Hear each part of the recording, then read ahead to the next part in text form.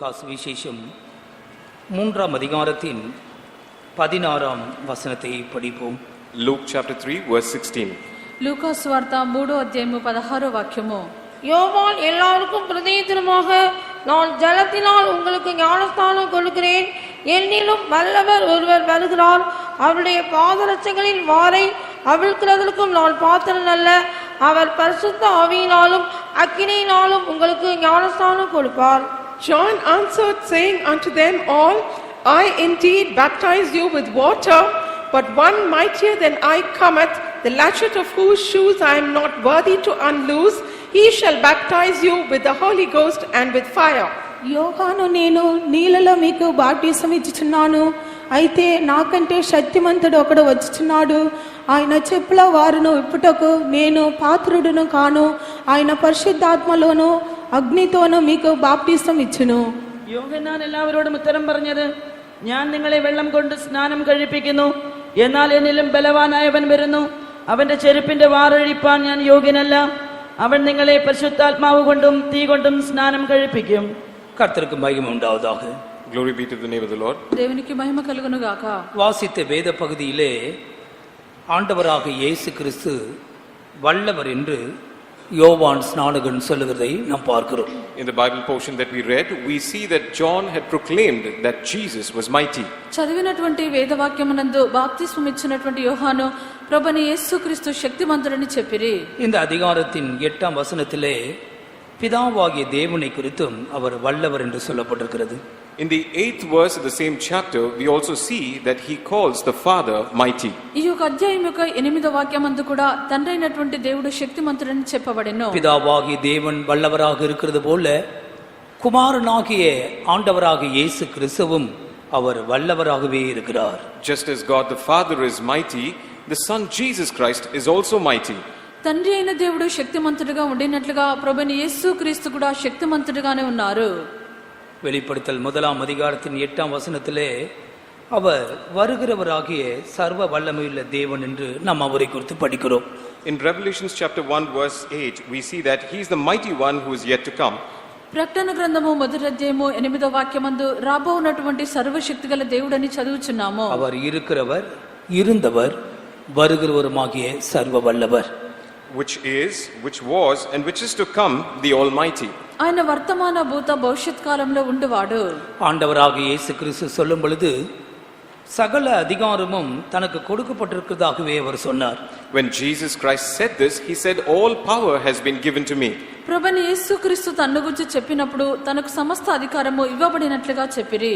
வானத்திலும் பூமியிலும் சகல அதிகாரம் எனக்கு கொடுக்கப்பட்டிருக்கிறது. In heaven and in earth, all power has been given to me. పరలోకమందును భూమి మీదను నాకు సర్వాధికారము ఇయ్యబడి ఉన్నది. ஆண்டவராகிய இயேசு கிறிஸ்து சகல அதிகாரமுள்ள தேவன் என்பதை நாம் அறிய வேண்டும். We have to understand and know that our Lord Jesus Christ is an almighty one. ప్రభుని యేసుక్రీస్తు సమస్త అధికారము గల దేవుడు అని చెప్పి మనం ఎరిగి ఉండవలెను. அவருடைய வல்லமை நமக்கு தேவை. We need his power. ఆయనకు శక్తి మనకు అవసరమైనది. தன்னுடைய ஜனத்தை நடத்தும்படியாக அவர் வல்லமை உள்ள தேவனாகவே இருக்கிறார். He is an almighty God so that he might lead his people. తన యొక్క జనులను నడిపించే నిమిత్తము ఆయన శక్తిగల దేవుడిగానే ఉన్నారు. மத்தேயு சுவிசேஷம் 9ஆம் அதிகாரத்திலே நாம் படிக்கும் பொழுது, when you read the 9th chapter of Matthew, మత్తయి సువార్త 9వ అధ్యాయం అని చదివినప్పుడు 27, 28 ఆగియ వచనங்களிலே ஒரு சம்பவத்தை நாம் பார்க்கிறோம். we see a particular incident in verses 27 and 28. 27, 28 వాక్యములందు ఒక సంభవమును చూచున్నాము. 2 குருடர்கள் ஆண்டவராகிய இயேசுவுக்கு பின்னால் போய் கொண்டிருக்கிறார்கள். 2 blind men are following Jesus. ఇద్దరు గ్రుడ్డివారు ప్రభుని యేసుక్రీస్తు వెంట వచ్చుచుండిరి. அவர்கள் தாவீதின் குமாரனே எங்களுக்கு இரங்கம் என்று கூப்பிட்டுக் கொண்டே போகிறார்கள். They are calling out to him saying, thou son of David, have mercy on us. వారు దావీదు కుమారుడా మమ్మను కరుణించుమని చెప్పి కేకలు వేసిరి. அந்த குருடர்கள் அவரிடத்தில் வந்த பொழுது இயேசு அவர்களை நோக்கி, இதை செய்ய எனக்கு வல்லமை உண்டு என்று விசுவாசிக்கிறீர்களா என்று கேட்டார். When these 2 blind men came to him, Jesus asked them saying, believe ye that I am able to do this? యేసు వారి యొద్ద అడిగి ఉన్నారు, నేను ఇది చేయగలనని మీరు నమ్ముచున్నారని అడిగాను. அதற்கு அவர்கள், ஆம் ஆண்டவரே, நாங்கள் விசுவாசிக்கிறோம் என்று சொன்னார்கள். They said unto him, yea Lord. దానికి వారు నమ్ముచున్నాము ప్రభు అని ఆయనతో చెప్పిరి. இன்றைக்கும் ஆண்டவராக இயேசு இந்த கேள்வியை நம்மிடத்திலே கேட்கிறார். Even today, the Lord Jesus is asking us the same question. నేడు కూడా ప్రభుని యేసుక్రీస్తు యొక్క ప్రశ్నను మన యొద్ద వేయిచున్నారు. இதை செய்ய எனக்கு வல்லமை உண்டு என்று விசுவாசிக்கிறீர்களா? Believe ye that I am able to do this. నేను ఇది చేయగలని మీరు నమ్ముచున్నారా? இத ஒரு தேவையோடு தான் இன்னைக்கு நாம் ஆண்டவருடைய சமூகத்துக்கு வந்திருக்கிறோம். We have come to the presence of the Lord with a need indeed. ఏదో ఒక అవశ్యంతోనే మనం దేవుని యొక్క సన్నిధానమునకు వచ్చినాము. இந்த இரண்டு பார்வையற்ற மனுஷரும் பார்வை பெறுவதற்காக அவருக்கு பின்னால் போய் கொண்டிருந்தார்கள். These two blind men were following Jesus so that they might receive their sight. ఈ యొక్క ఇద్దరు గుడ్డివారు దృష్టిని పొందు నిమిత్తము యేసు వెంట వెళ్ళుచుండిరి. ஆயிரம் ஜனங்கள் இயேசுவிடத்திலே நன்மை பெறுவதற்காக அவருக்கு பின்னால் போய் கொண்டே இருக்கிறார்கள். Thousands of people are following Jesus so that they might receive some goodness from him. వేవేల కొలదిగా జనులు మేలును పొందు నిమిత్తము యేసు వెంబడి వెళ్ళుచుండిరి. சிலர் ஆவிக்குரிய காரியங்களை பெறுவதற்காக போகிறார்கள், சிலர் பூமிக்குரிய நன்மையை பெறுவதற்காக போகிறார்கள். Some people follow him to receive material blessings and some people follow him so that they might receive spiritual blessings. కొందరైతే ఆత్మీయమైన ఆశీర్వాదములు పొందు నిమిత్తము మరి కొందరైతే భౌతికమైన ఆశీర్వాదం నిమిత్తము వెంబడించున్నారు. தன்னை பின்பற்றுகிற ஜனங்களை பார்த்து இயேசு கேட்கிறார், இதை செய்ய எனக்கு வல்லமை உண்டு என்று நீங்கள் விசுவாசிக்கிறீர்களா? Looking at the people who are following him, Jesus is asking, believe ye that I am able to do this? ఆయన వెంబడించినటువంటి జల్లను చూచి యేసుప్రభు అడుగుచున్నారు, నేను ఇది చేయగలను చెప్పి మీరు నమ్ముచున్నారా? இந்த கூட்டத்தில் வந்திருக்கிற தேவ பிள்ளையே, ஆண்டவர் உனக்கும் இதே கேள்வியை கேட்கிறார். Child of God who has come into this meeting, the Lord Jesus is looking at you and asking this same question. ఈ యొక్క కూటమునకు వచ్చిన దేవుని యొక్క బిడ్డ ప్రభుని యొద్ద ఇదే ప్రశ్నను వేయిచున్నారు. நீ அதற்கு என்ன மறு உத்தரவு சொல்ல போகிறாய்? What are you going to reply to him? దీనికి మీరు ఏమి జవాబిచ్చెదరు? அவர்கள் சொல்லுகிறார்கள், ஆம் விசுவாசிக்கிறோம் ஆண்டவரே. They say, yes Lord. వారు చెప్పి ఉన్నారు, నమ్ముచున్నాము ప్రభువా. அவர்கள் விசுவாசித்த பொழுது அவருடைய கண்களை இயேசு தொட்டார் என்று படிக்கிறோம். We read that when they believed, Jesus touched their eyes. వారు నమ్మినప్పుడు యేసు వారి కన్నులను ముట్టి ఉన్నారు. உங்களுடைய விசுவாசத்தின்படி ஆக கடவது. Let it be according to your faith. మీ నమ్మిక చొప్పున మీకు కలుగును గాక. அவருடைய பரிசுத்தத்தின் பிரகாரம் அல்ல, It is not according to his holiness. వారి యొక్క పరిశుద్ధత ప్రకారము కాదు, அவர்களுடைய விசுவாசத்தின்படி அவர்களுக்கு ஆக கடவது. Let it be according to their faith. వారి యొక్క నమ్మిక చొప్పున వారు కలగవలెను. இந்த வார்த்தையை நாமும் ஒருமுறை சொல்லுவோமா? Let us also say this word once. ఈ యొక్క మాటను మనము కూడా చెప్పేదమా? கர்த்தர் கேட்கிறார், இதை செய்ய எனக்கு வல்லமை உண்டு என்று நீங்கள் விசுவாசிக்கிறீர்களா? The Lord is asking, believe ye that I am able to do this? ప్రభు అడుగుచున్నారు, ఇది చేయగలని చెప్పి మీరు నమ్ముచున్నారా? இதற்கு நீ சொல்ல வேண்டிய பதில் என்ன? What is the response that you need to give to him? దీనికి మీరు చెప్పవలసిన జవాబు ఏమిటి? கண்களை மூடிக்கொண்டு இருதயத்தின் ஆழத்திலிருந்து இதை செய்ய என் தேவன் வல்லமை உள்ளவர், இயேசு வல்லமை உள்ளவர், நான் விசுவாசிக்கிறேன் என்று சொல்லக்கூடியவர்கள், ஆவியில ஏவுதல் உள்ளவர்கள், ஆண்டவர் கேட்கும்படியாக விசுவாசத்தை அறிக்கை செய்யுங்கள். ஆமென், ஆமென், ஆமென், ஆமென். ஹல்லேலூயா, ஹல்லேலூயா. அன்றைக்கு அவருடைய கண்களை தொட்டதான இயேசு இன்றைக்கு உன்னை தொடுகிறார். உன்னுடைய விசுவாசத்தின்படி உனக்கு ஆகட்டும். Oh Jesus Lord, hallelujah, hallelujah, hallelujah. ஆம், விசுவாசித்தவர்கள் பாக்கியவான்கள். Those who believe are blessed. అవును, నమ్ముచున్నవారు ధన్యులై ఉన్నారు. எங்கே விசுவாசம் உண்டோ அங்கே தேவன் தன்னுடைய வல்லமையை வெளிப்படுத்துகிறார். Where there is faith, the Lord reveals his power. ఎక్కడ విశ్వాసము కనిపించున్నదో అక్కడ ప్రభు తన శక్తిని బయలుపరచెదరు. ஆண்டவருடைய வல்லமை, இயேசு கிறிஸ்துவின் வல்லமை குறித்து பொதுவாக ஒரு 5 காரியங்களை உங்களுக்கு முன்பாக வைக்கிறேன். I present to you 5 things which are common to representing the power of the Lord Jesus. యేసుక్రీస్తు యొక్క శక్తిని గురించి 5 కార్యములు మీ ఎదుట ఉంచెదను. வாசித்த லூக்கா சுவிசேஷத்தின் 3ஆம் அதிகாரத்திலே 16ஆம் வசனத்தில் அவர் பரிசுத்த ஆவியினாலும் அக்கினியினாலும் நம்மை நிரப்ப வல்லவர் என்று நாம் அவரை குறித்து படிக்கிறோம். In the 3rd chapter of Luke, chapter 16, we read that he was baptized with the Holy Ghost and with fire. మనం చదివినటువంటి వేదవాక్యమందు 16వ వాక్యం, ఆయన పరిశుద్ధాత్మలను అగ్నితోను మీకు బాప్తిస్మం ఇచ్చును. என்னிலும் வல்லவர் ஒருவர் வருகிறார். There is one who is coming after me who is mightier than me. నాకంటే శక్తిమంతుడొకడు వచ్చుచున్నాడు. அவருடைய பாத ரட்சிகளின் வாரை அவிழ்க்கிறதற்கும் நான் பாத்திரன் அல்ல. the latchet of whose shoes I am not worthy to unloose. ఆయన చెప్పుల వారును విప్పుటకు నేను పాత్రుడను కాను. அவர் பரிசுத்த ஆவியினாலும் அக்கினியினாலும் உங்களுக்கு ஞானஸ்தானம் கொடுப்பார். He shall baptize you with the Holy Ghost and with fire. ఆయన పరిశుద్ధాత్మతోనూ అగ్నితోనూ మీకు బాప్తిస్మం ఇచ్చును. இந்த இடத்துல பரிசுத்த ஆவியின் 2 அனுபவங்களை குறித்து படிக்கிறோம். We read about 2 experiences of the Holy Ghost here. ఈ యొక్క స్థలమందు పరిశుద్ధాత్మ యొక్క 2 అనుభవములను చూచుచున్నాము. மத்தேயு சுவிசேஷம் 3ஆம் அதிகாரத்திலே படிக்கும் பொழுது When we read the 3rd chapter of Matthew, మత్తయి సువార్త 3వ అధ్యాయమందు ஆண்டவராகிய இயேசு கிறிஸ்து ஞானஸ்தானம் பெற்று கரையேறின உடனே தேவ ஆவி புறாவை போல் இறங்கினதாக 16ஆம் வசனத்திலே நாம் படிக்கிறோம். in verse 16 we read that as Jesus was baptized and came out of the water, the Holy Spirit descended upon him like a dove. 16వ వాక్యమందు యేసు ప్రభు బాప్తిస్మమును పొంది ఆయనకు ఒడ్డునకు వచ్చినప్పుడు దేవుని యొక్క ఆత్మ పావురం వలె దిగి వచ్చుట చూచున్నాము. இந்த புறா என்று சொல்லுகிறது பரிசுத்த ஆவியினால் உண்டாக்கப்படுகிற சுபாவங்களை காண்பிக்கிறது. This dove indicates the nature or the character that is formed of the Holy Spirit. ఈ యొక్క పావురం అని చెప్పినప్పుడు పరిశుద్ధాత్మ వల్ల కలుగునటువంటి స్వభావములై ఉన్నవి. தேவ ராஜ்யம் என்று படிக்கும் பொழுது அது 2 அனுபவங்களை வெளிப்படுத்துகிறது. The kingdom of God speaks about 2 experiences. దేవుని యొక్క రాజ్యం అని చెప్పినప్పుడు 2 అనుభవములను చూచున్నాము. ஒன்று வல்லமையின் பகுதி. One is the aspect of power. ఒకటి శక్తి యొక్క భాగము. இரண்டாவது சுபாவத்தின் பகுதி. Second is the aspect of your nature. రెండవది స్వభావం యొక్క భాగము. பரிசுத்த ஆவியினாலே தேவ ராஜ்யம் நமக்குள்ளே கொண்டு வரப்படுகிறது. It is because of the Holy Spirit that the kingdom of God is brought into us. పరిశుద్ధాత్మ వల్ల దేవుని యొక్క రాజ్యము మనలోనికి తీసుకుని రాబడి ఉన్నది. இந்த தேவ ராஜ்யம் நிலைத்திருக்க வேண்டுமானால் இந்த 2 அனுபவங்களும் அங்கே இருக்க வேண்டும். If the kingdom of God ought to be established, these 2 experiences ought to be in you. ఈ యొక్క దేవుని యొక్క రాజ్యము నిలిచుండే నిమిత్తము ఈ 2 అనుభవములు అవసరము. முதலாவது சுபாவத்தின் பகுதி. First is the aspect of the nature. మొదటిగా స్వభావం యొక్క భాగము. எனவேதான் அது புறா என்று சொல்லப்பட்டிருக்கிறது. That is the reason it is called the dove. అందుకే ఇక్కడ పావురం అని చెప్పబడెను. ஆவியினால் நிரப்பப்படும் பொழுது ஆவியின் கனி நமக்குள்ளே சிருஷ்டிக்கப்படுகிறது. When you're filled with the Spirit, the fruits of the Spirit are formed in you. మనం ఆత్మ చేత నింపబడినప్పుడు ఆత్మ యొక్క ఫలము మనలో రూపించబడుచున్నది. அதான் கலாத்தியரிலே நாம் அதை படிக்கிறோம். That is what we read in Galatians. గలతీలో మనం దాన్ని చదువుచున్నాము. 5ஆம் அதிகாரத்தின் 22, 23 ஆகிய வசனங்களிலே நமக்குள்ளே சிருஷ்டிக்கப்பட வேண்டிய சுபாவங்கள் அங்கே சொல்லப்பட்டிருக்கிறது. In chapter 5 verses 22 and 23, the natures that ought to be formed in us are written.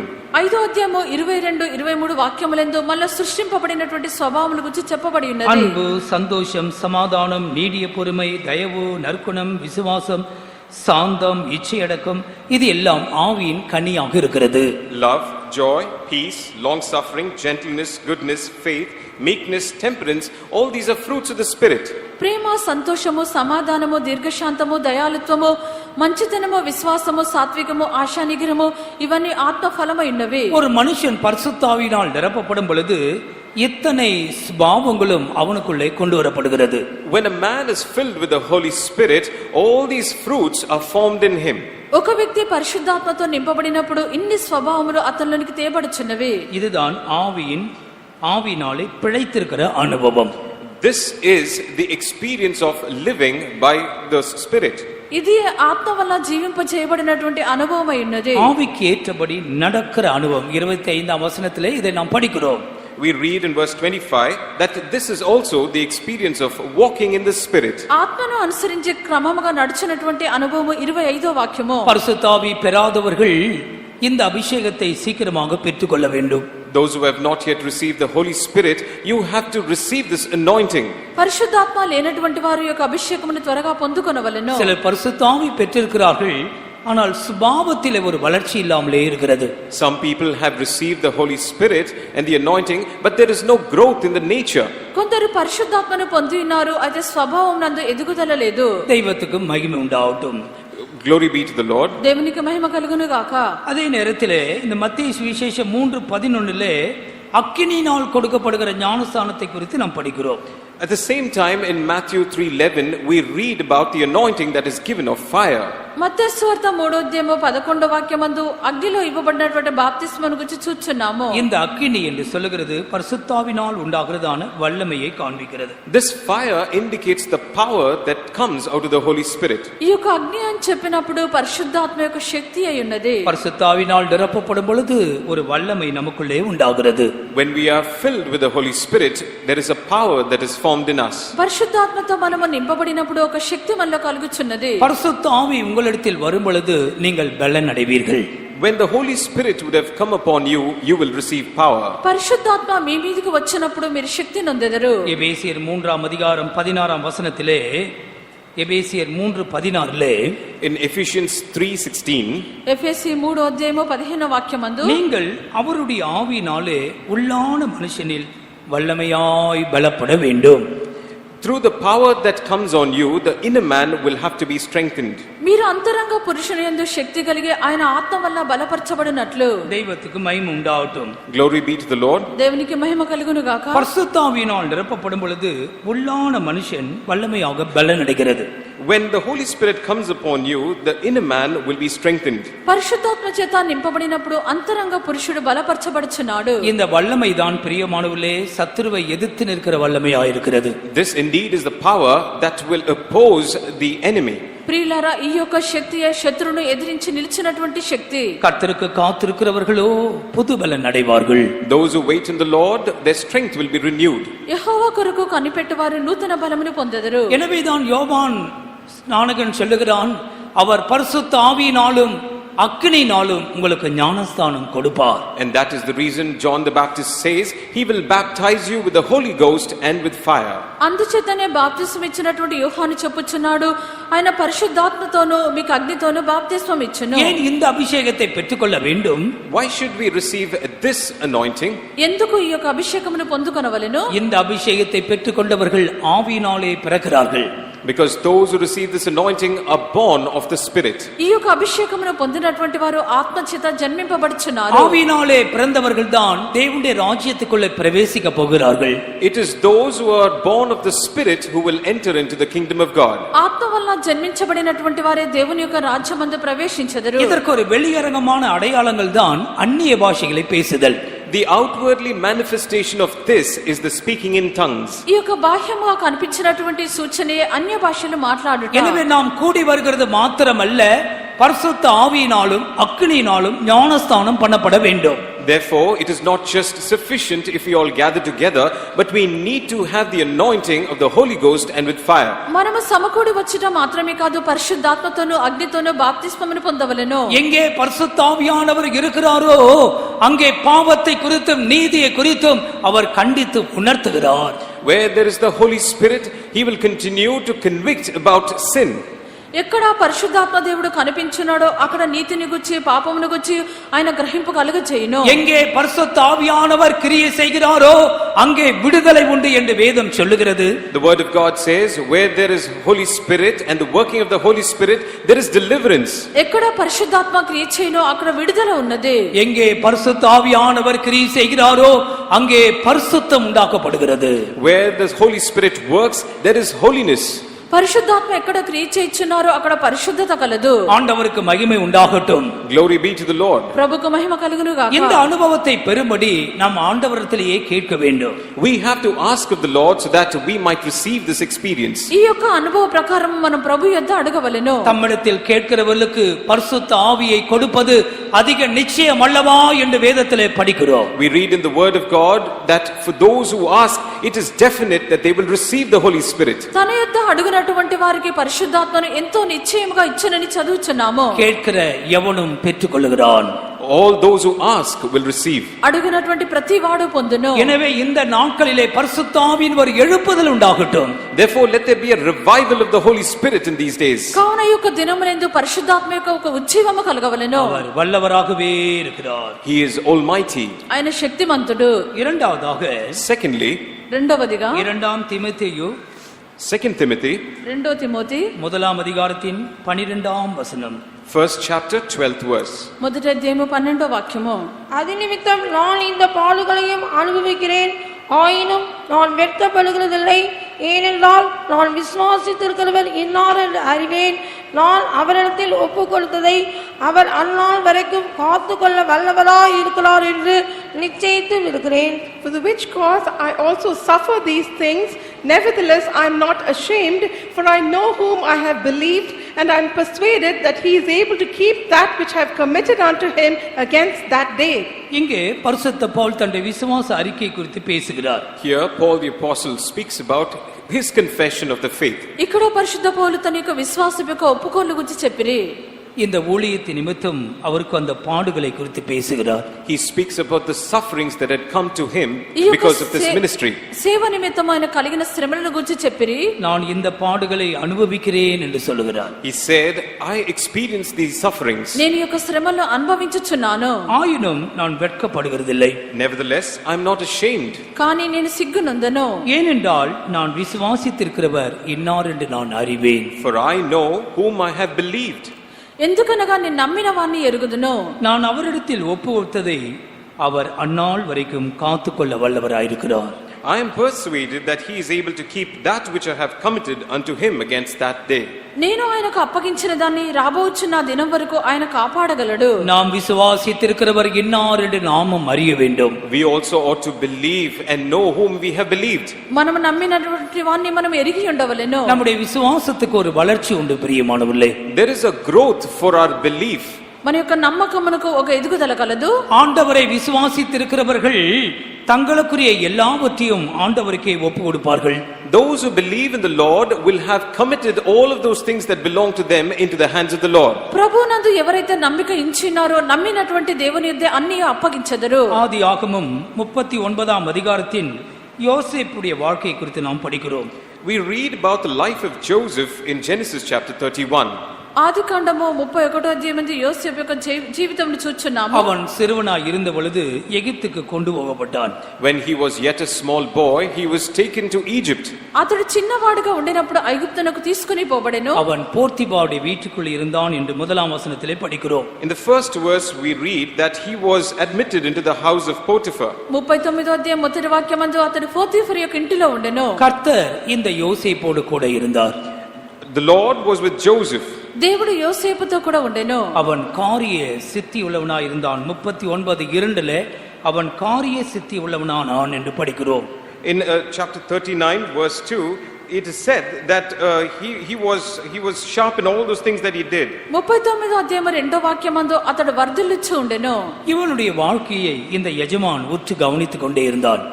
The master was continually looking at him and all the things in his life. ఇతని యొక్క జీవితమును అతని యొక్క యజమానుడు చూచు ఉండిరి. கர்த்தர் அவனோடு கூட இருக்கிறார். அவன் செய்கிறது எல்லாம் வாய்க்க பண்ணுகிறார். The Lord was with him and all that he did prospered in his hand. యెహోవా అతనికి తోడై ఉండెను. అతడు చేయనిదంతయు సఫలం చేసెను. 4ஆம் வசனம் என்ன சொல்லுகிறது? What does verse 4 say? 4వ వాక్యం ఏమి చెప్పుచున్నది? தனக்கு உண்டான யாவற்றையும் அவன் கையிலே ஒப்பு கொடுத்தான். He made him an overseer over his house and all that he had he put into his hands. తనకు కలిగినదంతయు అతని చేతికి అప్పగించెను. கர்த்தருக்கு மகிமை உண்டாகட்டும். Glory be to the Lord. దేవునికి మహిమ కలుగును గాక. 5, 6 ஆகிய வசனங்களிலே எதை ஒப்பு கொடுத்தானோ அதை குறித்து அவன் அதற்கு பிற்பாடு பேசவும் விசாரிக்கவும் இல்லை. In verses 5 and 6, of all those things that had been committed into Joseph's hand, he never inquired of it after that. 4-5 వాక్యములందు అతడు దేన్నైతే అతనికి అప్పగించినాడో దాని గురించి అతడు విచారించలేదు. அது நிமித்தமாக அவனுடைய வீடு ஆசீர்வாదமாக இருந்தது. And because of that, his house prospered and was blessed. దానిని బట్టి అతని యొక్క ఇల్లు ఆశీర్వదింపబడెను. வீட்டிலும் வெளியிலும் அவனுக்குண்டான யாவும் கர்த்தருடைய ஆசீர்வாதம் இருந்ததாக 5ஆம் வசனத்திலே படிக்கிறோம்.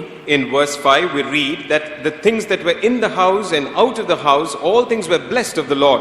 ఇంటిలోను పొలములోను దేవుని యొక్క ఆశీర్వాదం అక్కడ ఉండెను. தெய்வத்திற்கு மகிமை உண்டாகட்டும். Glory be to the Lord. దేవునికి మహిమ కలుగును గాక. உன்னுடைய வாழ்க்கையின் எல்லா அம்சங்களையும் நீ இயேசுவுக்கே கொடுக்க வேண்டும். You have to give all aspects of your life into the hands of Jesus. నీ యొక్క జీవితం యొక్క ప్రతి ఒక్క అంశమును యేసుకే ఇవ్వవలెను. உன்னையும் உன்னுடைய பிள்ளைகள் எல்லாவற்றையும் அவருடைய கரத்திலே கொடுத்து விடு. You have to give yourself and your children into the hands of the Lord. నిన్నును నీ యొక్క పిల్లలు ఆయన యొక్క హస్తములో అప్పగించుము. அவர் அந்நாள் மட்டும் அதை காத்துக்கொள்ள வல்லவராகவே இருக்கிறார். He is mighty to keep it till that day. ఆయన ఆ దినం వరకు కాపాడుటకు శక్తిమంతుడు. அந்த நாள் என்று சொல்லுகிறது இயேசு கிறிஸ்துவின் வருகையின் நாள். That day that is referred here is the coming of the Lord Jesus. ఆ దినము అని చెప్పినప్పుడు ప్రభువైన యేసుక్రీస్తు యొక్క రాకడ దినము. இங்கே போத்திபார் தனக்குண்டான எல்லாவற்றையும் யோசேப்பின் கையிலே கொடுத்தான். Here Potiphar had committed all that he had into the hands of Joseph. ఇక్కడ యోసేపు పోతిఫరు తనకుండిన సమస్తమును యోసేపుకు అప్పగించెను. அங்கே ஆசீர்வாதம் இருந்தது. There was blessing there. అక్కడ ఆశీర్వాదము ఉండెను. நீயும் கூட கர்த்தராகிய இயேசு கிறிஸ்துவின் கையிலே முழு பாரத்தையும் கொடுத்து விடு, நீயும் கூட வெளியிலும் உள்ளும் ஆசீர்வாதமாகவே இருப்பாய். You also ought to give all your burdens into the hands of the Lord, and then you will be blessed both in and out. నీవు కూడా సమస్తమును ప్రభువైన యేసుక్రీస్తు యొక్క చేతికి అప్పగించుము, లోపలను బయటను నీవు ఆశీర్వదింపబడదవు. இந்த ஆதியாகமம் 39ஆம் அதிகாரம் கடைசி வசனங்களிலே பார்க்கும் பொழுது, When we look at the last portion of chapter 39 in Genesis, ఆదికాండ 39వ అధ్యాయము చివరి వాక్యములు చూచినప్పుడు இந்த யோசேப்பு சிறைக்கு வர வேண்டிய சூழ்நிலை ஏற்பட்டது. a situation where Joseph had to come into the prison. ఈ యొక్క యోసేపు చెరసాలకు రావాల్సి ఉండెను. இங்கேயும் கூட கர்த்தர் அவனோடு கூட இருந்தார். Here also the Lord was with him. ఇక్కడ కూడా యోసేపునకు దేవుడు తోడై ఉండిరి. 22ஆம் வசனத்திலே சிறைசாலையில் வைக்கப்பட்ட யாவரையும் யோசேப்பின் கையிலே ஒப்புவித்தான். In verse 22, the keeper of the prison committed to Joseph's hand all the prisoners that were in the prison. 22వ వాక్యమందు కూడా చెరసాలలో ఉన్న ఖైదీలందరినీ యోసేపు చేతికి అప్పగించెను. எந்த சூழ்நிலையிலும் எதையும் நீ ஆண்டவருடைய சமூகத்திலே அவருடைய பொறுப்புக்கு கொடுத்து விட வேண்டும். In every situation and in all things, you have to commit into the hands of the Lord. ఎటువంటి పరిస్థితుల మధ్యలోనూ దేనినైనా ప్రభు యొక్క చేతికి అప్పగించవలెను. அங்கே தேவனுடைய நன்மையும் பாதுகாப்பும் இருக்கும். The preservation and the goodness of the Lord you'll find there. అక్కడ ప్రభు యొక్క మేలును సంరక్షణ ఉండును. தெய்வத்திற்கு மகிமை உண்டாகட்டும். Glory be to the Lord. దేవునికి మహిమ కలుగును గాక. நம்முடைய ஆவி, நம்முடைய ஆத்மா, நம்முடைய சரீரத்தையும் கர்த்தராகிய இயேசுவுக்கு நாம் அதை ஒப்பு கொடுக்க வேண்டும். We have to commit our body, soul and spirit into the hands of the Lord Jesus Christ. మన యొక్క ఆత్మ, జీవ, శరీరము ప్రభువైన యేసుక్రీస్తు యొక్క చేతికి అప్పగించవలెను. நிச்சயமாகவே அவர் பாதுகாத்துக் கொள்ள வல்லவர்.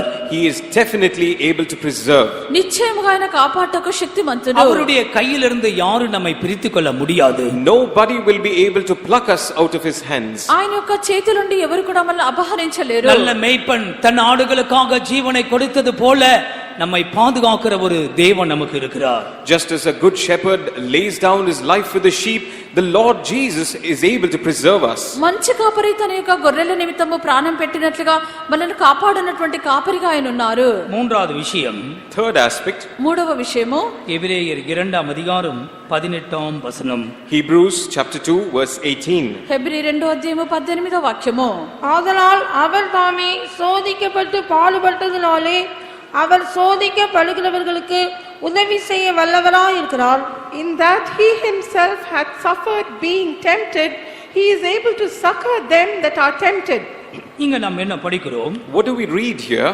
ఇక్కడ మనం ఏమి చదువుచున్నాము? சோதிக்கப்படுகிறவர்களுக்கு உதவி செய்ய அவர் வல்லவராய் இருக்கிறார். He is able to succor them that are tempted.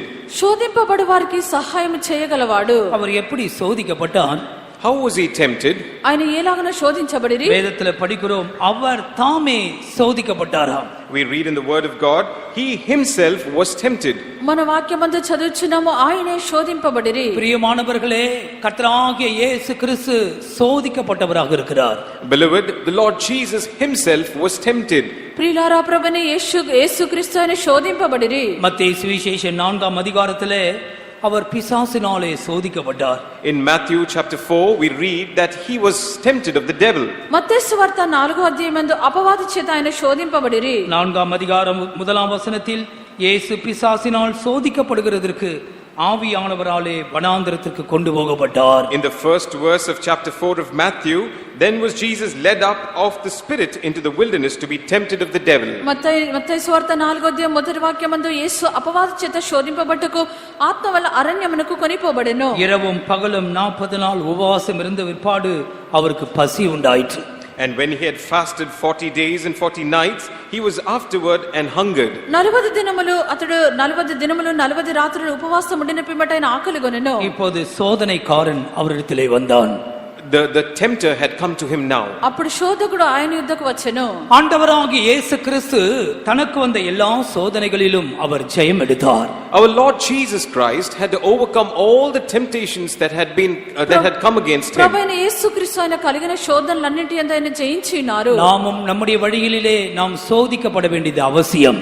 In our ways also we indeed need to be tempted. మనము కూడా మన యొక్క మార్గముల యందు మనము శోధింపబడట అవసరమై ఉన్నది. பரிசுத்த ஆவியானவர் கொண்டு போனால் பரிசுத்த ஆவியானவரே நம்மை திரும்ப கொண்டு வருவார். If the Holy Spirit leads us, he will help us return as well. పరిశుద్ధాత్మ చేత కొనిపోబడినప్పుడు పరిశుద్ధాత్మే తిరిగి తీసుకుని వచ్చును. பிசாசு அவரை விட்டு விலகி போனான் என்று 11ஆம் வசனத்திலே படிக்கிறோம். In verse 11 we read that the devil left him. అపవాది అతన్ని వదిలిపోయి ఉండినట్లుగా 11వ వాక్యం చదువుచున్నాము. ஆம், சாத்தான் விலகி போவான். The devil will depart. అపవాది విడిచిపోవును. சோதனைகள் முடிந்த பிற்பாடு ஜெயத்தோடு நாம் திரும்பி வரலாம். After the temptations are finished, we would be able to come as people who are victorious. శోధనలు ముగించబడిన తర్వాత మనము జయముతో తిరిగి వచ్చేదము. சில வேளைகளிலே தேவனும் கூட பலவிதங்களிலே சோதனையின் வழியாக நம்மை கொண்டு போவார். Even God himself would lead us through the paths of temptation sometimes. కొన్ని సమయములందు దేవుడు కూడా శోధనల మార్గమందు తీసుకొని వెలుదురు. ஆதியாகமத்திலே கூட 22ஆம் அதிகாரம் 1ஆம் வசனத்திலே ஆண்டவர் ஆபிரகாமை சோதித்ததை நாம் பார்க்கிறோம். In Genesis chapter 22 verse 1 we read that God had tempted Abraham. ఆదికాండము 22వ అధ్యాయము మొదటి వాక్యమందు దేవుడు అబ్రహామును పరిశోధించెను. ஆபிரகாமின் விசுவாசத்தையும் அன்பையும் பரிசோதிக்க அவர் விரும்பினார். God wanted to test and understand Abraham's love and his faith. Abraham యొక్క విశ్వాసమును ప్రేమను ఆయన పరిశోధించెను. இந்த சோதனையிலே ஆபிரகாமும் ஜெயம் எடுத்தான். Abraham was also victorious in this temptation. ఈ యొక్క శోధన యందు అబ్రహాము జయించెను. 66ஆம் சங்கீதம் 10ஆம் வசனத்தில் தேவனே எங்களை சோதித்தீர், வெள்ளியை புடமிடுகிறது போல எங்களை புடமிட்டீர் என்று படிக்கிறோம். In Psalm chapter 66 verse 10 we read that the Lord, you have tested us with fire and we have come out good. 66 కీర్తన 10వ వాక్యమందు దేవా నీవు మమ్మను పరిశీలించినావు, వెండిని నిర్మలము చేయు రీతిగా మమ్మను నిర్మలను చేసి ఉన్నావు. வெள்ளியை புடமிடுகிறது போல் எங்களை புடமிட்டீர். Thou hast proved us and thou hast tried us as silver is tried. వెండిని పుటము వేసినట్లుగా మమ్మను పుటము వేసితివి. சோதனைகள் பரீட்சைகள் நமக்கு அவசியம்.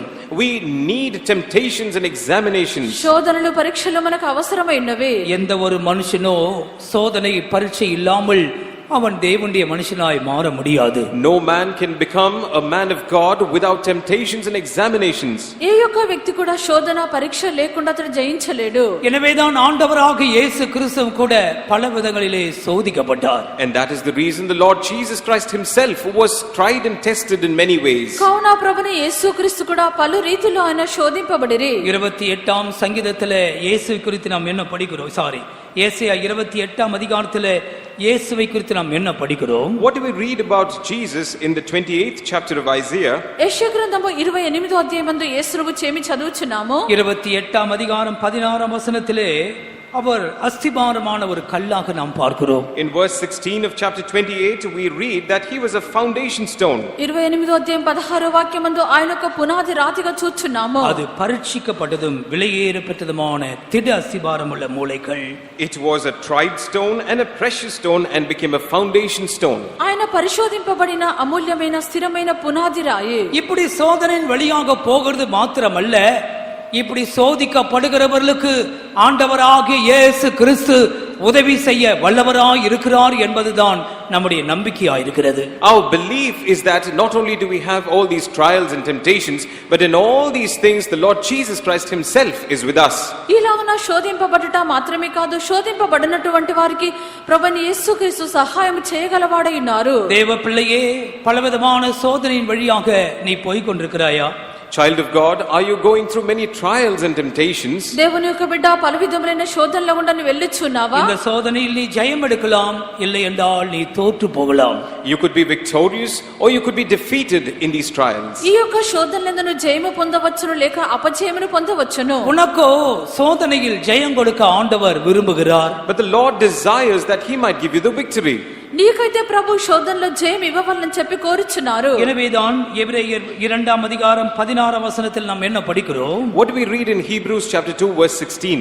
కావున హెబ్రీ 2:16 వాక్యమందు 2:16 தேவ தூதருக்கு உதவியாக கை கொடாமல் ஆபிரகாமின் சந்ததிக்கு உதவியாக கை கொடுத்தாராம்.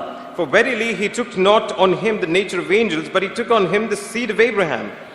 16 వాక్యమందు దేవదూతల స్వభావమును ధరించుకొనక అబ్రహాము సంతాన స్వభావమును ధరించుకొనినాడు. இந்த ரெண்டு கூட்டத்தாருமே விழுந்து போனவர்கள்தான். These two groups of people also fell. ఈ యొక్క రెండు గుంపుల వారు పడిపోయిన వారే. தேவ தூதர்கள் விழுந்து போனார்கள், ஆனால் அவர்களுக்கு உதவி இல்லை. The angels also fell, but they did not have help. దేవదూతలు పడిపోయినారు, అయితే వారికి సహాయం లేదు. அடுத்தவர்களோ ஆபிரகாமின் சந்ததி. The next is the seed of Abraham. మరొకరు అబ్రహాం యొక్క సంతానము. யார் ఇవர்கள்? Who are they? వీరు ఎవరు? இவர்கள் தான் விசுவாசத்தின் சந்ததியாயிருக்கிறார்கள். These are the generation of people who have faith. వీరే విశ్వాసం యొక్క సంతానమై ఉన్నారు. நீ சோதனைகள் போராட்டங்கள் மத்தியிலே போகும் பொழுது ஆபிரகாமின் சந்ததியாகவே இருக்க வேண்டும். When you go through trials and temptation, you have to be the seed of Abraham. నీవు శోధనలో పోరాటంలో గుండా వెళ్ళినప్పుడు అబ్రహాం యొక్క సంతానముగా ఉండవలెను. அநேகர் அங்கேதான் தங்களுடைய விசுவாசத்தை இழந்து போகிறார்கள். Many lose their faith only in these places. అనేకులు యొక్క దినములలో తమకు విశ్వాసమును కోల్పోవచ్చున్నారు. கர்த்தர் ஏன் எங்களை கைவிட்டார் என்று சொல்லுகிறார்கள். They say that the Lord has forsaken us. ప్రభు నన్ను చేయి విడిచినారని చెప్పుచున్నారు. தேவ பிள்ளையே, நீ ஆபிரகாமின் சந்ததியாய் இருப்பாய் என்றால் தெய்வத்தின் கரம் உனக்காக நீட்டப்படும். Child of God, if you are a seed of Abraham, the hand of the Lord will be stretched to help you. దేవుని యొక్క బిడ్డ నీవు అబ్రహాం యొక్క సంతానముగా ఉండినట్లయితే దేవుని యొక్క హస్తము నీ కొరకు చాపబడును. அவர் தாமே சோதிக்கப்பட்டு பாடு அனுபவித்தவராக இருந்தார். He himself was tried and tested. ఆయన శోధింపబడి శ్రమ అనుభవించెను. கஷ்டங்கள் பாடுகள் எல்லாம் அவருக்கு தெரியும். He knows the sufferings.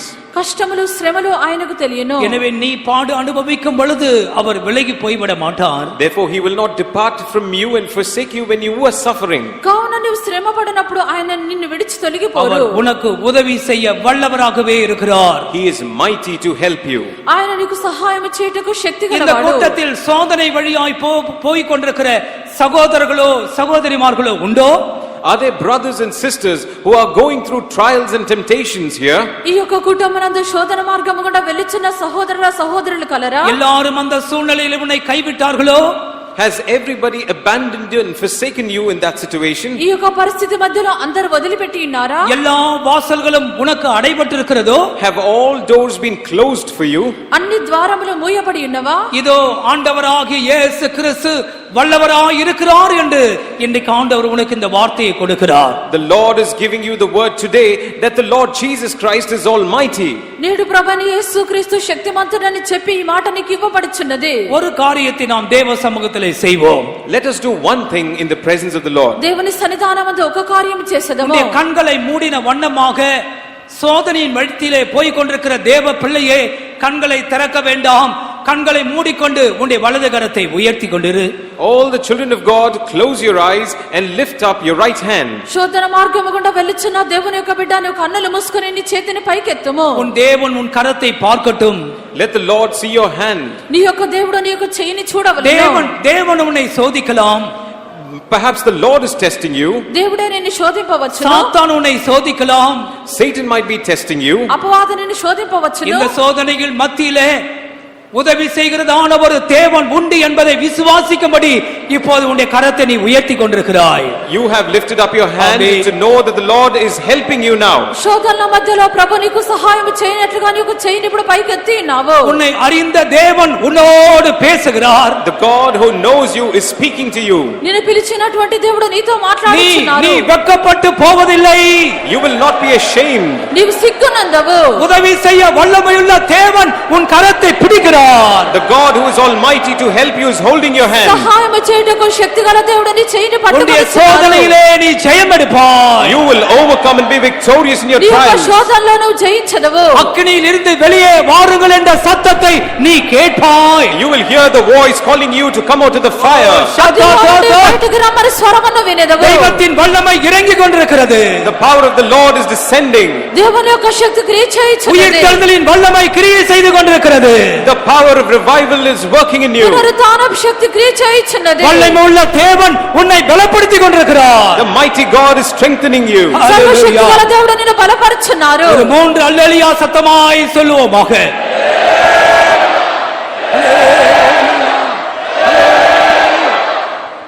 தெய்வத்திற்கு மகிமை உண்டாகட்டும். Glory be to the Lord. దేవునికి మహిమ కలుగును గాక. அவர் உதவி செய்ய வல்லவராகவே இருக்கிறார். He is mighty to help you. ఆయన సహాయం చేయుటకు శక్తి గలవారు. எபிரேயர் 7ஆம் அதிகாரத்துக்கு வரும் பொழுது When we come to the 7th chapter of Hebrews, Hebrew 7వ అధ్యాయంలోకి వచ్చినప్పుడు 25ஆம் வசனத்தை படிங்கள். read verse 25. 25వ వాక్యము. மேலும் தமது மூலமாய் தேவனிடத்தில் சேருகிறவர்களுக்காக வேண்டுதல் செய்யும்படிக்கு அவர் எப்பொழுதும் உயிரோடு இருக்கிறவர் ஆகையால் அவர்களை முற்றும் முடிய ரட்சிக்க வல்லவருமாய் இருக்கிறார். Wherefore he is able also to save them to the uttermost that come unto God by him, seeing he ever liveth to make intercession for them. இந்த அதிகாரத்திலே ஆண்டவராகிய இயேசுவை ஒரு பிரதான ஆசாரியராக நாம் பார்க்கிறோம். We read the Lord Jesus Christ as a high priest in this chapter. ఈ యొక్క అధ్యాయం నందు ప్రభువైన యేసుక్రీస్తును ఒక ప్రధాన యాజకునిగా చూచున్నాము. அவர் மெல்கிசேதேக்கின் முறைமையின்படி பிரதான ஆசாரியராய் இருக்கிறார் என்று 17ஆம் வசனத்திலே படிக்கிறோம். In 17th verse we read that he is the high priest forever after the order of Melchizedek. ఆయన మెల్కిసెదెకు క్రమము చొప్పున ప్రధాన యాజకుడు ఉన్నాడని చెప్పి 17వ వాక్యంలో చదువుచున్నాము. ஒரு மனுஷன் ஆசாரியனாய் மாற வேண்டுமானால் அவன் லேவிய வம்சத்தை சேர்ந்தவனாக இருக்க வேண்டும். If a man ought to become a priest, he should belong to the tribe of Levi. ఒక వ్యక్తి అతడు యాజకుడిగా మారు నిమిత్తము లేవి గోత్రమునకు చెందినవాడుగా ఉండవలెను. ஆனால் இயேசு கிறிஸ்துவோ யூத கோத்திரத்தை சேர்ந்தவர். But Jesus belonged to the tribe of Judah. అయితే యేసుక్రీస్తు యూదా గోత్రమునకు చెందినవాడు. எழுத்தின் பிரகாரமாக ஒரு ஆசாரியனாய் அவர் வர முடியாது. Literally, he could not have come as a high priest. అక్షర ప్రకారంగా ఒక యాజకుడిగా ఆయన ఉండలేరు. இப்போது வேறொரு முறைமையை நாம் பார்க்கிறோம். We see another order here. ఇప్పుడు మరొక క్రమం ఇక్కడ చూచున్నాము. இதுதான் மெல்கிசேதேக்கின் முறைமை. This is the order of Melchizedek. అది మెల్కిసెదెకు క్రమము. மெல்கிசேதேக்கின் முறைமை என்று சொல்லுகிறது பிரதிஷ்டை பண்ணப்பட்ட ஊழியத்தை காண்பிக்கிறது. The order of Melchizedek talks about a consecrated order. మెల్కిసెదెకు క్రమం అని చెప్పినప్పుడు ప్రతిష్ఠింపబడిన పరిచర్య ఉన్నది. ஆரோனின் முறைமை என்று சொல்லுகிறது தகப்பன் தாய் வம்ச வரலாறு எல்லாரும் இருக்கிற முறைமை. The order of Aaron is about the father, the mother, the son and the generation after that. అహరోను యొక్క క్రమం అని చెప్పినప్పుడు తల్లి తండ్రి కుమారులు కలరు. அது பழைய ஏற்பாட்டு ஆசாரிய முறைமை. That is the order of the Old Testament priest. అది పాత నిబంధన యొక్క యాజకత్వం యొక్క క్రమము. ஆனால் மெல்கிசேதேக்கின் முறைமையிலே இது ஒன்றுமே நாம் பார்க்க முடியாது. But we cannot see all of these things in the order of Melchizedek. అయితే మెల్కిసెదెకు క్రమమునందు ఇవేవి కూడా మనం చూడలేము. 7ஆம் அதிகாரத்தின் 3ஆம் வசனத்தை படியுங்கள். 3rd verse of the 7th chapter. 7వ అధ్యాయము 3వ వాక్యము. இவன் தகப்பனும் தாயும் வம்ச வரலாறும் இல்லாதவன், இவன் நாட்களின் துவக்கமும் ஜீவனும் முடிவுடையவனாய் இராமல் தேவனுடைய குமாரனுக்கு ஒப்பானவனாய் என்றென்றைக்கும் ஆசாரியனாக நிலைத்து இருக்கிறான். Without father, without mother, without descent, having neither beginning of days nor end of life, but made like unto the Son of God, abideth a priest continually. இந்த முறையிலே தகப்பனும் இல்லை தாயும் இல்லை. There is no father or mother in this order. ఈ క్రమమునందు తండ్రియు లేడు తల్లియు లేదు. இதுதான் பிரதிஷ்டையின் ஊழியம். And this is the consecrated ministry. ఇది ప్రతిష్టగల సేవ. இப்படிப்பட்ட ஒரு முறைமையில்தான் இயேசு கிறிஸ்து வந்தார். Jesus came in this order. ఇటువంటి క్రమమునందే యేసుక్రీస్తు వచ్చిరి. இப்பொழுது ஸ்தாபித்திருக்கிற முறைமை மெல்கிசேதேக்கின் முறைமை. The order that has been established now is the order of Melchizedek. ఇప్పుడు స్థాపించబడినటువంటి క్రమము మెల్కిసెదెకు క్రమము. சத்தியத்தை கவனியுங்கள். Listen to this truth. సత్యమును ఆలకించుడి. இந்த நாட்களிலே இந்த மெல்கிசேதேக்கின் முறைமையை அநேகர் அறியாமல் இருக்கிறார்கள். Many people do not know or understand this order of Melchizedek in ఈ these యొక్క days. దినములందు మెల్కిసెదెకు యొక్క క్రమమును అనేకులకు తెలియటలేదు. ஆரோனின் முறைமையை குறித்து நாம் படிக்கும் பொழுது When we read about the order of Aaron, అహరోను యొక్క క్రమమును గురించి చూచినప్పుడు ஆரோனுக்கு பிற்பாடு அவருடைய குமார்கள் இந்த ஆசாரிய ஊழியத்தை செய்தார்கள். after Aaron, his sons had been appointed as the priests. అహరోనుకు పిమ్మట అతని యొక్క కుమారులకు యాజకత్వం వహించిరి. எலியாசர் இந்த ஊழியத்தை செய்தார். Elias did this ministry. Eliezer యొక్క సేవను చేసెను. அவருக்கு பிற்பாடு அவருடைய பிள்ளைகள் செய்தார்கள். After Eliezer, his sons did the ministry. వారి పిమ్మట వారి యొక్క కుమారులు చేసిరి. இது பழைய ஏற்பாட்டு கால ஊழிய முறைமை. This is the order of the Old Testament priest. ఇది పాత నిబంధన కాలపు సేవ యొక్క క్రమము. இன்றைக்கு கூட நாம் பார்ப்போம் என்றால் ஒரு பாஸ்டர் இருப்பார் என்றால் அவருக்கு பிற்பாடு அவருடைய மகன், அதற்கு பிற்பாடு அவருடைய மகன், அதற்கு பிற்பாடு அது ஒரு குடும்ப ஊழியமாக ஆரோனின் முறையை போலவே இருக்கிறது. If we look at certain ministries these days, we see that the pastor, his son becomes a pastor after him, and his son becomes a pastor after him, and so on. ఒక pastor ఉండినట్లయితే అతని పిమ్మట అతని యొక్క కుమారుడు, అతని యొక్క కుమారుని తర్వాత అతని యొక్క కుమారుడు ఈ రీతిగా వారి సేవను చేయించున్నారు. ஆனால் மெல்கிசேதேக்கின் முறைமை அப்படி அல்ல. But the order of Melchizedek is not like that. అయితే మెల్కీసెదెకు యొక్క క్రమం యొక్క పరిచర్య அங்கே అలాగా தகப்பனும் కాదు. இல்லை, தாயும் இல்லை, வம்ச வரலாறும் இல்லை. There is no father, there is no mother, and there is no descent. అక్కడ తండ్రి లేడు, తల్లి లేదు, వంశావళి లేదు. அதுதான் பரிசுத்த ஆவியின் முறைமையாக இருக்கிறது. That is the order of the Holy Spirit. అదే పరిశుద్ధాత్మ యొక్క క్రమమై ఉన్నది. ஆண்டவராகிய இயேசு கிறிஸ்து இந்த ஆசாரிய முறையிலே ஒரு ஆசாரியனாக மாறினார். The Lord Jesus Christ became a priest after this order. ప్రభువైన యేసుక్రీస్తు ఈ యొక్క యాజక క్రమము చొప్పున యాజకుడై ఉన్నారు. இப்போதும் அவர் பிரதான ஆசாரியனாய் இருக்கிறார். Even now he is the high priest. ఇప్పుడు ఆయన ప్రధాన యాజకుడై ఉన్నారు. மரணம் அவரை மேற்கொள்ளவில்லை. Death could not overcome him. మరణం ఆయన జయించలేదు. அவர் மாறி போகாத ஆசாரியத்துவம் உடையவராய் இருக்கிறார். He is a priest who is unchanging. అది ఎప్పుడు కూడా మారనటువంటి యాజకత్వము. இப்போது அவர் எங்கே இருக்கிறார்? Where is he now? ఇప్పుడు ఆయన ఎక్కడ ఉన్నారు? பிதாவின் வலது வாரசத்திலே வீற்றிருக்கிறார். He is seated on the right hand of the Father. తండ్రి యొక్క కుడి పార్శ్వమందు ఉన్నారు. அவர் எப்பொழுது வலது வாரசத்துக்கு போனார்? When did he go to the right hand? ఆయన ఎప్పుడు కుడి పార్శ్వమునకు వెళ్ళిరి? அவர் மரணத்தை விட்டு எழுந்து உயிர்த்தெழுந்தவராய் அங்கே போனார். When he rose up from the dead, he was seated there. ఆయన మరణం నుండి లేచిన పిమ్మట అక్కడికి వెళ్ళిరి. கர்த்தராகிய இயேசு கிறிஸ்து உயிர்த்தெழுந்த பிற்பாடு அவர் பிரதான ஆசாரியர் என்ற நாமம் தரிப்பிக்கப்பட்டார். When the Lord Jesus Christ rose up from the dead, he was given the name of the high priest. ప్రభువైన యేసుక్రీస్తు మృతుల్లో నుండి లేచిన పిమ్మట ప్రధాన యాజకుడనే నామం ధరింపచేయబడెను. இப்போது அவர் செய்கிற ஆசாரிய ஊழியம் என்ன? What is the ministry of the priest that he is doing now? ఇప్పుడు చేయబడుచున్న యొక్క యాజక సేవ ఏమిటి? அவர் பரிந்து பேசிக்கொண்டே இருக்கிறார். He is continuing to intercede. ఇప్పుడు ఆయన విజ్ఞాపనం அவர் చేయించున్నారు. நமக்காக வேண்டுதல் செய்து கொண்டே இருக்கிறார். He is pleading on our behalf. ఆయన మన కొరకు విజ్ఞాపనం చేయించున్నారు. அவர் யாருக்காக வேண்டுதல் செய்கிறாராம்? On whose behalf does he plead? ఆయన ఎవరి కొరకు విజ్ఞాపనం தமது చేయించున్నారు? மூலமாய் தேவனிடத்தில் சேருகிறவர்களுக்காக. For those people who come to God through him. ఈయన తన ద్వారా దేవుని యొద్దకు వచ్చేవారి పక్షమున நீ தேவனிடத்தில் சேர வேண்டுமானால் இயேசு கிறிஸ்துவின் மூலமாய் தான் போக முடியும். If you have to come to God, you can only come to God through Jesus Christ. నీవు దేవుని యొద్దకు రావాలనంటే యేసుక్రీస్తు ద్వారానే రావాలను. இயேசு சொன்னார், நானே வழியும் சத்தியமும் ஜீவனுமாய் இருக்கிறேன். Jesus said, I am the way, the truth and the life. యేసు చెప్పినారు, నేనే మార్గమును సత్యమును జీవమునై ఉన్నాను. பிதாவிடத்தில் சேர்வதற்கு ஒரே மார்க்கம் இயேசு கிறிஸ்துவே அந்த மார்க்கம். There is only one way to go to the Father, and that way is Jesus Christ. తండ్రి యొద్దకు చేరుటకు ఒకే మార్గము ప్రభువైన యేసుక్రీస్తు ద్వారానే. மரியாளோ அந்தோனியாரோ உங்களை பிதாவிடத்திற்கு கொண்டு போய் சேர்க்க முடியாது. Mary or Anthony cannot take you to Jesus Christ or the Father. Mariya, అంతోనియా వీరెవరు కూడా దేవుని యొద్దకు చేర్చరు. அந்தோனியாரே எங்களுக்காக வேண்டிக் கொள்ளும் என்று எங்கே எழுதப்பட்டதை நான் படித்தேன். When I read somewhere that Saint Anthony pray for us. అంతోనియా గారు నా కొరకు విజ్ఞాపనం చేయమని చెప్పుచున్నారు. ஆண்டவருக்கு மகிமை உண்டாகட்டும். Glory be to the Lord. దేవునికి మహిమ కలుగును గాక. அவர்களால் நமக்கு வேண்டுதல் செய்ய முடியாது. They cannot intercede on our behalf. వారెవరు కూడా మీ కొరకు విజ్ఞాపనం చేయరు. அவர்கள் யாருமே பிரதான ஆசாரியராக மாறவில்லை.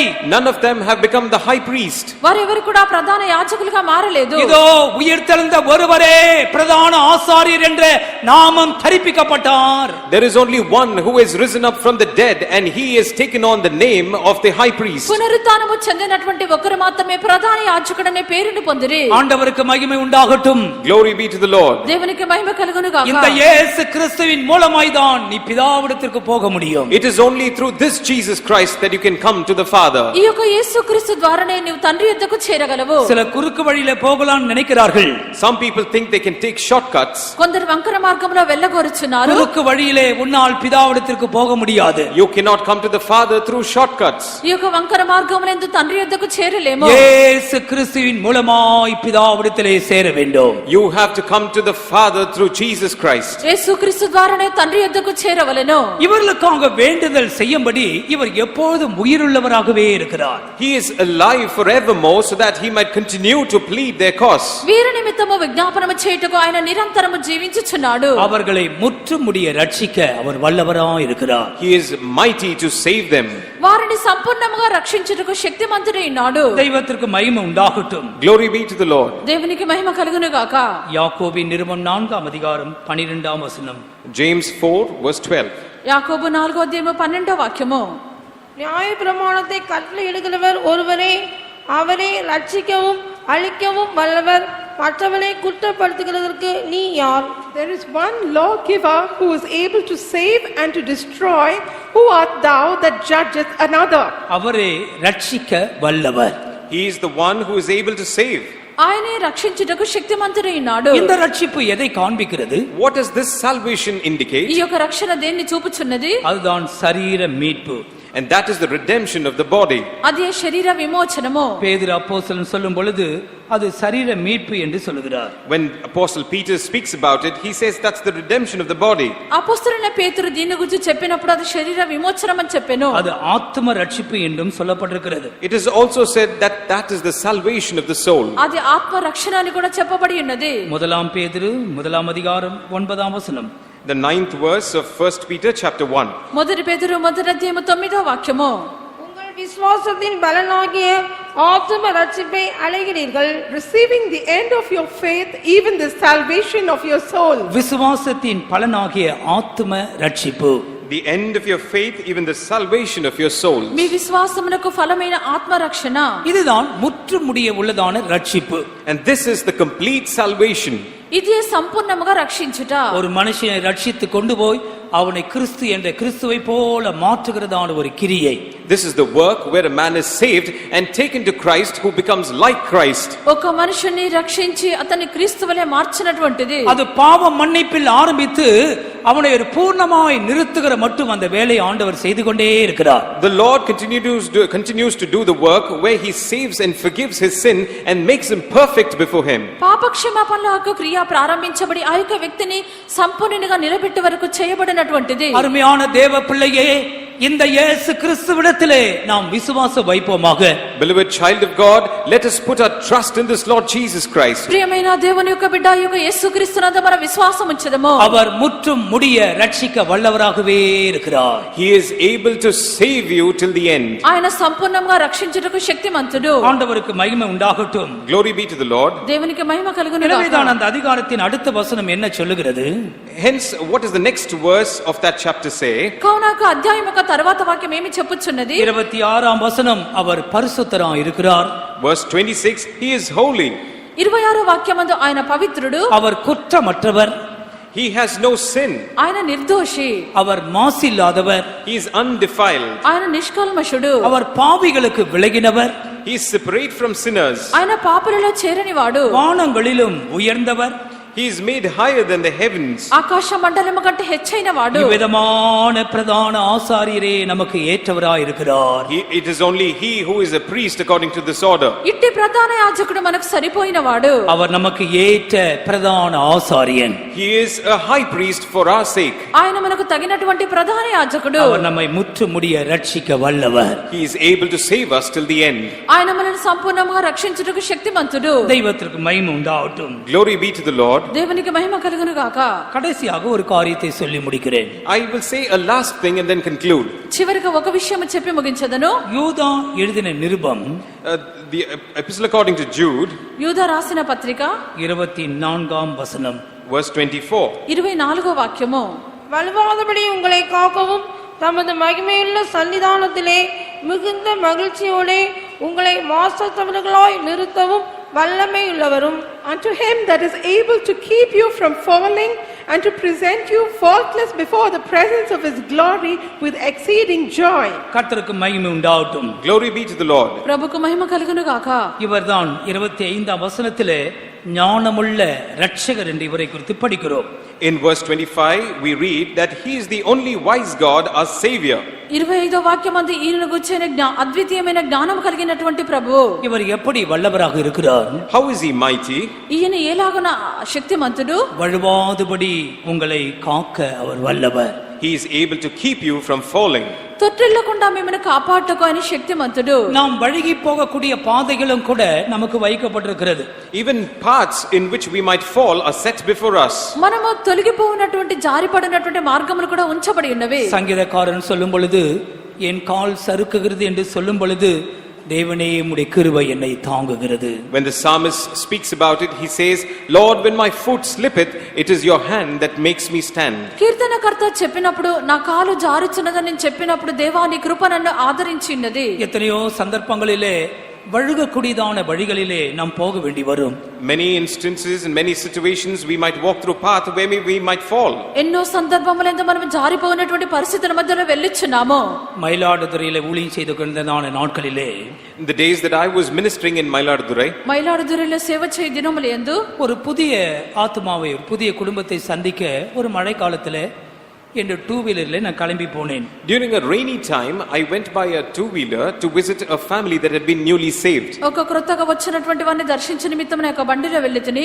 அது கண்டிப்பாக போக வேண்டிய ஒரு சூழ்நிலை. It was a time when I had to go indeed. అది చాలా చలిగా ఉన్నటువంటి సమయము. அதுவோ ஏரியின் மேல் இருந்ததான ஒரு வழி, அதில் தான் போக வேண்டும். This path was built across a lake and I had to go through that. That was the only way. ఆ యొక్క చెరువు ఉండినటువంటి ప్రక్క మార్గంలోనే వెళ్ళవలెను. நான் ஒரு பக்கம் ஓட்டிட்டு போனா அது வழிகிட்டு இன்னொரு பக்கம் போகும். When I was driving in one side, the vehicle was slipping into another way. నేను ఒక ప్రక్కకు త్రొక్కుచు వెళ్ళినట్లయితే అది మరొక ప్రక్కకు వెళ్ళును. கொஞ்ச நேரத்துக்குள்ள வீல் எல்லாம் சேரால் அப்படியே நின்னு அப்புறம் வண்டி வீல் ஓடாது. In a little while, the wheels were clogged with all the clay and the slush, and the wheels would not rotate. కొంత సమయంలోనే దాని యొక్క చక్రంలో యొక్క మన్నంతా చేరుకున్న ఇంకా అది వెళ్ళలేదు. எப்படியோ சிரமப்பட்டு அந்த வீட்டுக்கு போய் சேர்ந்தேன். Somehow I managed to reach that house. ఎలాగనో శ్రమపడక ఇల్లు చేరి ఉన్నాను. இப்படி சிரமப்பட்டு ஒரு வீட்டை போய் சந்திக்க வேண்டுமா? ஒரு கேள்வி. I had a question in my mind, should I go through all this difficulty to come to this house? ఇలాగన కష్టపడి ఒక ఇల్లును దర్శించవలన ఒక ప్రశ్న. அன்றைக்கு அந்த குடும்பத்தை கர்த்தர் நமக்கு தந்தார். That day the Lord gave us that family. ఆ దినమున ప్రభువు ఆ కుటుంబమును మనకిచ్చిరి. தெய்வத்துக்கு மகிமை உண்டாகட்டும். Glory be to the Lord. దేవునికి మహిమ కలుగును గాక. எனவேதான் 17ஆம் சங்கீதத்தில் நாம் என்ன படிக்கிறோம்? Hence what we read in Psalm 17. కావున 17 కీర్తనలో ఏమి చదువుచున్నాము? 17ஆம் சங்கீதம் 5ஆம் வசனத்தில் என் காலடிகள் வழுவாதபடிக்கு என் நடைகளை உம்முடைய வழிகளிலே ஸ்திரப்படுத்தும். In the 5th verse of chapter 17 of Psalm, you hold up my goings in thy paths, that my footsteps slip not. 5వ వాక్యమందు నీ మార్గములందు నా నడకలను స్థిరపరచుకొని ఉన్నాను, నాకు కాలు జారలేదు. எத்தனையோ சந்தர்ப்பங்களிலே இந்த காலடிகள் வழுகி போகிறது. In many instances these footsteps slip. ఎన్నో సమయములందు మన యొక్క పాదములు జారిపోవచ్చున్నవి. 18ஆம் சங்கீதத்தின் 36ஆம் வசனம் என்ன சொல்லுகிறது? What does the 36th verse of Psalm 18 say? 18వ కీర్తన 36వ వాక్యమందు 18:36 என் கால்கள் வழுவாதபடிக்கு நான் நடக்கிற வழியை அகலமாக்கினீர். Thou hast enlarged my steps under me, that my feet did not slip. நான் நடக்கிற வழியிலே நீர் என்னை அகலமாக்கினீர். Thou hast enlarged my steps under me. నా పాదములకు చోటు విశాలపరిచితివి. வழுவாதபடி தேவன் நம்மை பாதுகாக்கிறார். The Lord is preserving us that we do not slip. మనము తొట్టిల్లకుండా దేవుడు మనల్ని కాపాడుచున్నారు. எத்தனையோ சந்தர்ப்பங்களிலே நாம் விழுந்து போவோமோ என்ற சிந்தைகள் நமக்கு வந்திருக்கலாம். In many situations we could have had the thought that perhaps we might slip.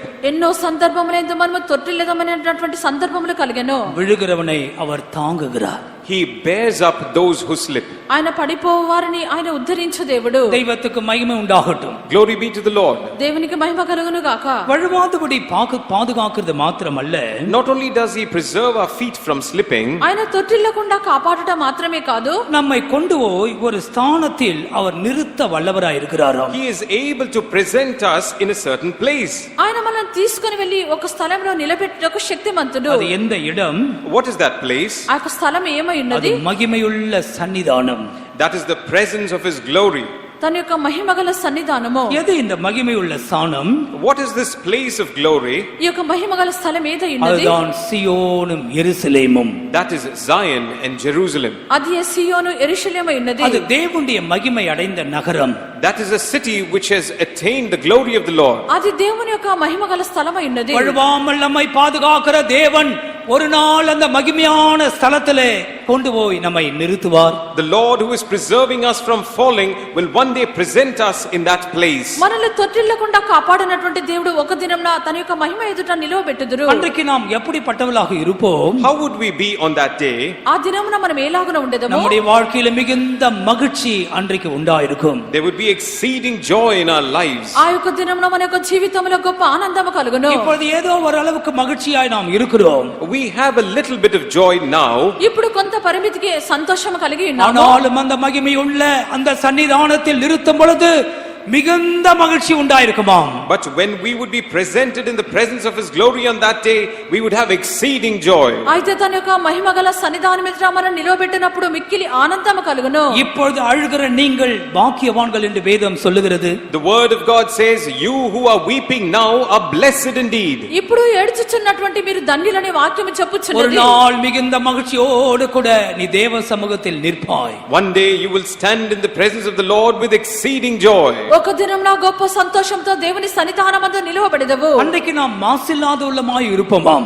It is also said that we would be faultless ఆ on that day. దినమున మనము నిర్దోషులుగా ఉండేదము. இன்றைக்கு எத்தனையோ மாசுகள் நம்முடைய ஜீவியத்தை ஒட்டிக்கொள்ளுகிறது. There are many faults which are attaching itself to our lives these days. ఎన్నో దోషములు ఇప్పుడు మన జీవితమును అంటుకొనిచున్నవి. பாருங்கள், நல்ல ட்ரெஸ் போட்டுட்டு டூ வீலர்ல போயிட்டே இருந்தால் எத்தனையோ மாசுகள் வந்து ஒட்டிக்கொள்ளுகிறது. When we dress very well and we go on our two-wheeler, many such blotches come on our clothes. ఉదయకాలమున మన వస్త్రమును ధరించుకొని బండిలో వెళ్ళినట్లయితే ఎన్నో మాలిన్యములు అంటుచున్నవి. நம்முடைய அறியாமலேயே ஒட்டிக்கொள்ளுகிறது. It comes and sticks to us without us knowing it. మనకు తెలియకుండానే మనల్ని అంటుకొనిచున్నవి. பாஸ்டர் ஜோயல் தன்னுடைய வாழ்க்கையில் நடந்த ஒரு சம்பவத்தை சொன்னார். Pastor Joel related an incident that had taken place in his life. Pastor Joel గారు తన యొక్క జీవితంలో ఒక సంభవంని చెప్పిరి. அவர் கோவாவுக்கு ஒரு நாள் ஊழியத்துக்கு போயிருக்கும் பொழுது When he had gone to minister in Goa one day, అతడు గోవా అనే స్థలంలో సేవకు వెళ్ళినప్పుడు ஃபுல் Dress போட்டுட்டு போயிருக்கார் ரோட்ல. he was dressed very well and he had gone. అతడు మంచిగా వస్త్రములు ధరించుకొని వెళ్ళిరి. இந்த நார்த் இந்திய கார்கள் கலர் கலரா ஒரு மாதிரி பவுடர் அடிப்பாங்களே, அது என்ன பண்டிகை அது? Holy. அந்த பண்டிகையில் இவர் மாட்டிக்கொண்டார். He got caught in the celebration of the Holi festival in North India. ఆ నార్త్ ఇండియాలో ఉండినటువంటి జనులు ఒక పండుగను చేసుకొని చూండిరి. இவர் மேல கலர் கலரா பவுடர் அடிச்சு கொட்டிட்டாங்க. They threw the colored powders and water on him. అది హోలీ పండుగ అయినది కనుక వారు రంగులు వేసి ఉన్నారు. என்ன செய்யறதுன்னே தெரியலன்னு சொல்றார். என்ன செய்யறதுன்னே எனக்கு தெரியாம போச்சு. He said, I didn't know what to do. ఆ యొక్క రంగులు ఆయన మీద వేసడానికి ఏమి చేయవల్ల తెలియలేదు. அருகில் ஒரு விசுவாசி வீட்டுக்கு வந்து விசுவாசி வீட்டுக்கு போய் அவங்களுடைய ட்ரெஸ் எல்லாம் வாங்கி மாட்டிட்டு ஃபெய்தம் வந்திருக்கிறார். Then he went to a believer's house and changed his clothes and put on the clothes of the believer and then returned to the faith home. విశ్వాసుల యొక్క ఇల్లు ఉన్నవి అక్కడికి వెళ్ళి ఎవరి యొక్క వస్త్రములు ధరించుకొని విశ్వాస గృహమునకు వచ్చిరి. அதுவாகவே சில மாசுகள் வந்து ஒட்டும், சில வேணுனே கொட்டி விட்டுருவாங்க. Sometimes these blotches come and attach themselves to us by themselves, and sometimes people would enable that. ఈ రీతిగా కొన్ని మాలిన్యములు వచ్చి అంటుకొనును, కొన్ని మాలిన్యములు ఇతరులే ఇచ్చెదరు. சிலது ஆக்சிடென்ட்டா இருக்கும். நடு ரோட்ல போயிட்டு இருப்போம், ஒரு சின்ன மழையில ஒரு குட்டை தேங்கி இருக்கும், ஒரு வண்டி அடிச்சு அப்படியே வந்து நம்ம மேல கொட்டிடும். இது எதிர்பார்த்திருக்கே இருக்க மாட்டோம், ஆனா வந்து விழுந்திருக்கும். Sometimes it happens unexpectedly and accidentally. There might be a puddle of water after the rain and we might be going through that and somebody might splash it on us. కొన్ని సమరమైనందు అకస్మాత్తుగా మనకు తెలియకుండానే కొన్ని మాలిన్యములు మనకు అంటుచున్నవి. ஆனால் நாம் தேவ சமூகத்தில் இருக்கிற நாளிலே மாசில்லாதவளா இருப்போம். But the day when we will be present in the presence of the Lord, we will be faultless. అయితే మనము దేవుని యొక్క మహిమ ఎదుట నిలువబడినప్పుడు మనం నిర్దోషులుగా ఉండేదము. இதற்காக தான் இயேசு கிறிஸ்து வல்லவராய் இருக்கிறார். That is the reason the Lord Jesus Christ is దీని almighty. నిమిత్తమే యేసుక్రీస్తు శక్తిగలవారై ఉన్నారు. அவர் ஒருவரே ஞானமுள்ள தேவன். He is the only wise God. ఆయన ఒక్కడు మాత్రమే జ్ఞానము గల దేవుడు. மாசில்லாதவளாய் தேவ சமூகத்திலே மகிழ்ச்சியோடு நிற்கிற நாளை நினைத்து பார்ப்போம். Let us look unto the day when we will be presented in His glorious presence faultless. నిర్దోషులుగా దేవుని యొక్క మహిమ ఎదుట నిలవబడినటువంటి దినమును తలంచి చూచెదము.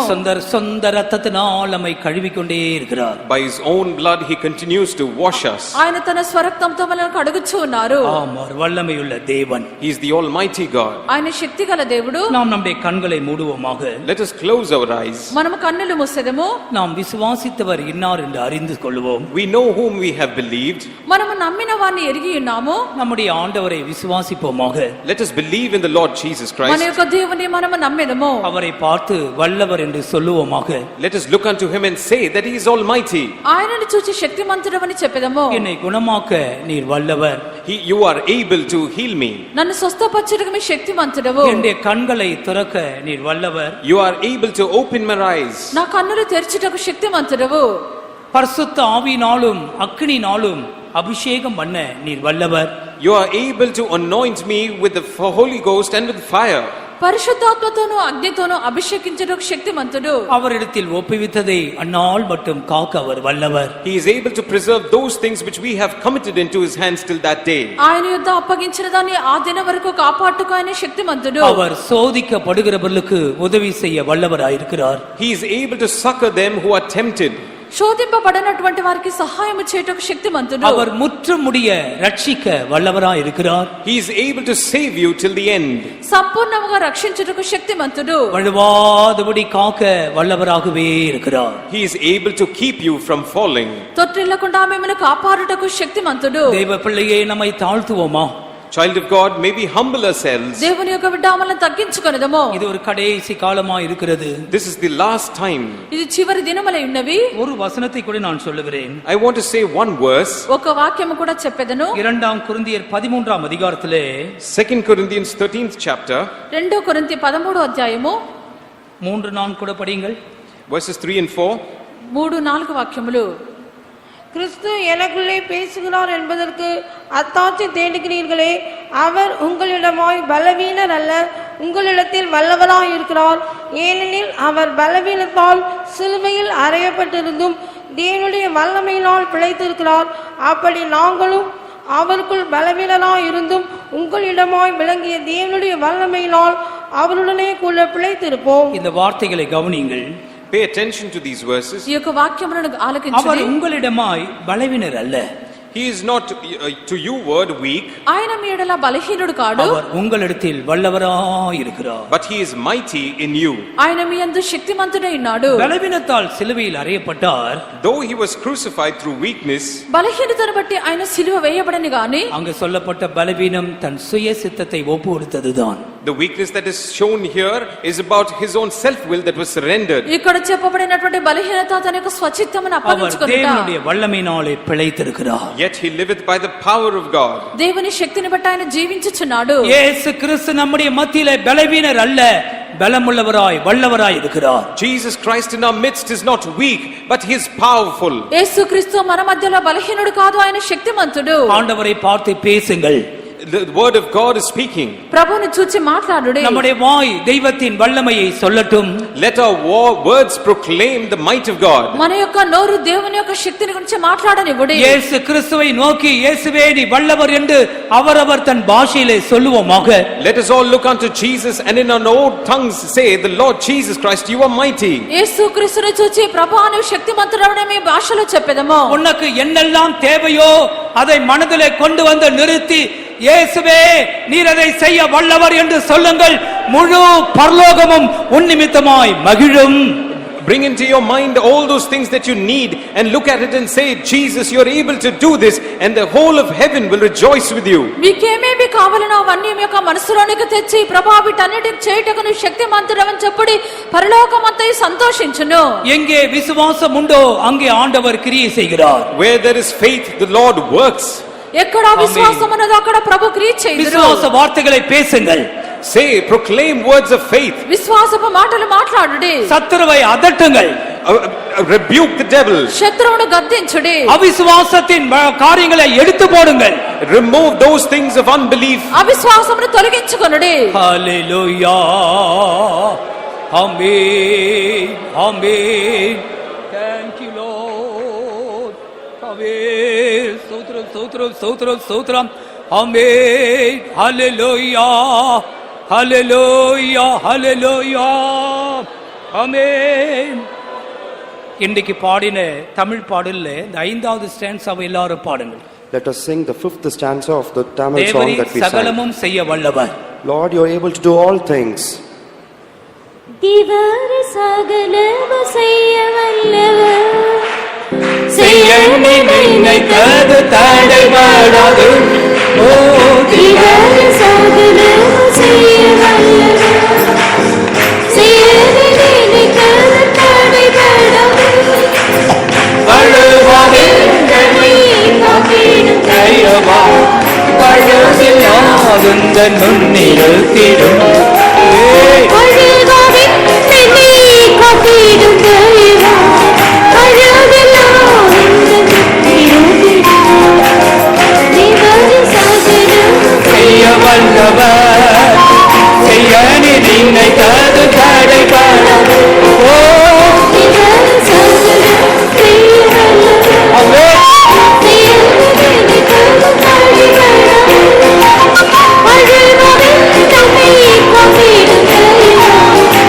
அழுதில்லாதுந்தன் முன்னிறுத்திடும்.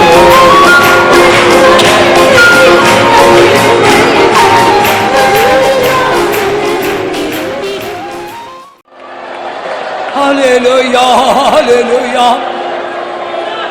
அவர் உங்களிடத்தில் பலவீனராக அல்ல, He is not as a weak person among our you. உங்களிடத்தில் பலமுள்ளவராய் நிற்கிறார். He is as a strong person in your midst.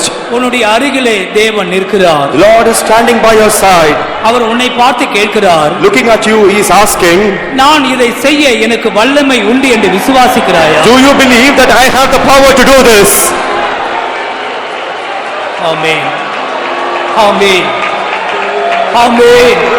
விசுவாசித்து விசுவாசித்து விட்டு போகிறதல்ல, விட்டு விட்டு போகிறதல்ல, Believing He will not leave you and forsake you, பெற்றுக்கொள்ளத்தக்கதாக ஓடுங்கள். run that you might receive. இன்றைக்கு எதை விசுவாசித்தாயோ அதை இந்த நாட்களில் நீ காணப்போகிறாய். Whatsoever you have believed in these days, you are going to receive. கவனிங்கள், Listen, விசுவாசிக்கிறவர்கள் மாத்திரம்தான் தெய்வத்தை அசைக்க முடியும். only those who believe can shake God. நீ பேதையா இருக்கலாம், You might be simple, உனக்கு ஒன்றும் தெரியாத இருக்கலாம். you might not know anything. இந்த வல்லமை உள்ள தேவனை விசுவாசித்தால் அவரை நீ அசைக்கலாம். If you believe this powerful God, you can shake Him. இதோ தன்னுடைய கரத்தை நீட்டுகிறார். Behold, He stretches forth His hand. தெய்வத்தின் வல்லமை பெற்றுக்கோ. Receive the power of God. சகலமும் செய்ய வல்லவர் செய்ய நினைத்தது தடைபடாது.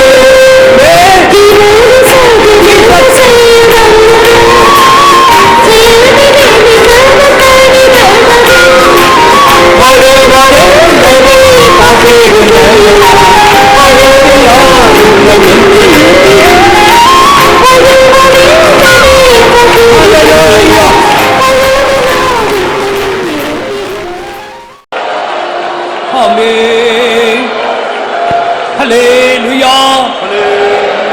நாம் எவ்வளவு பாக்கியசாலிகள். How blessed we are. ஆயிரம் ஆயிரம் ஜனங்கள் இந்த இயேசு கிறிஸ்துவை இன்னும் அறியவில்லை. Thousands and thousands of people have not yet known this Jesus. நமக்கோ இந்த மெய்ப்பொருள் நமக்கு வெளிப்படுத்தப்பட்டிருக்கிறது. But this true substance is revealed unto us. எல்லாமே கிறிஸ்துவுக்குள் உண்டு. Everything is found in Christ. வானமாய் இருந்தாலும் பூமியாய் இருந்தாலும் Be it heaven or earth, சகல அதிகாரமும் அவர் கையிலே. all power is with Him. பாதாளத்தின் திறவுகோல் அவர் கையிலே. The keys of hell are with Him. ஓ, மரணத்தை ஜெயித்தவர் இயேசு. Jesus is the one who conquered death. அவர் முற்றுமுடிய ரட்சிக்க வல்லவர். He is able to save us to the uttermost. அவர் பாதுகாக்க He வல்லவர். is able to preserve us. அழுவாதபடி காக்க He வல்லவர். is able to preserve us from falling. கர்த்தரை நோக்கி சத்தமாய் சொல்லுவோமாக. Call upon the Lord with a loud voice. அழுவாதபடி காக்க வல்லவர். Power that can save us. ஒரு முறை கூட இந்த கோரஸை பாடுங்கள். Once again, let us sing this chorus. கவனிங்கள், Listen. இந்த கூட்டத்தில் இந்த நிமிஷம் மட்டும் ஒருவேளை ஒரு கட்டுண்ட நிலவரத்தில் நீ இருக்கலாம். Till this moment in this meeting, you might be bound. உனக்கு ஒரு சந்தர்ப்பம். A chance for you. நீ கைகளை தட்டி சும்மா அந்த பாட்டை பாடிக்கொண்டிரு. Clap your hands and keep singing this song. கர்த்தருடைய வல்லமை உன்னை தொடட்டும். The power of the Lord shall touch you. நீ திரும்பி போகும்போது ஜெயத்தோடு போவாய். When you shall return with victory. இவர் சகலமும் செய்ய வல்லவர் செய்ய நினைத்தது தடைபடாது. இவர் சகலமும் செய்ய வல்லவர் செய்ய நினைத்தது தடைபடாது.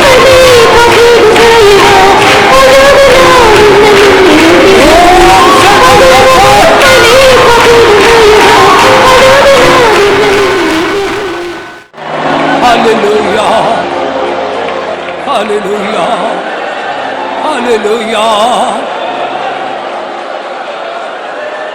இந்த வாரத்தின் ஒவ்வொரு நாட்களையும் அவருடைய கரத்திலே கொடுத்து விடுவோம். Let us surrender every day of this week into his hands. உம்முடைய பிள்ளைகளுடைய பெயரை சொல்லி ஆண்டவருடைய கரத்திலே கொடு.